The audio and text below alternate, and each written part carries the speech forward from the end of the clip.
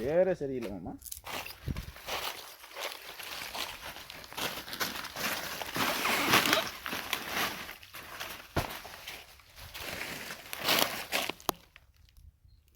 அதுக்கப்புறம் வெட்டு இல்லை, நோய் விழுந்துருக்குது. இங்கே பாருங்க, இப்படி இருக்காது இந்த இடம்லாம்.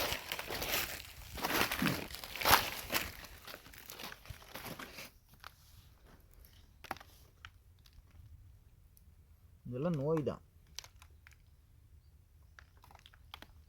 இதில் இன்னொரு தப்பும் மடி போட மாப்பிள்ள.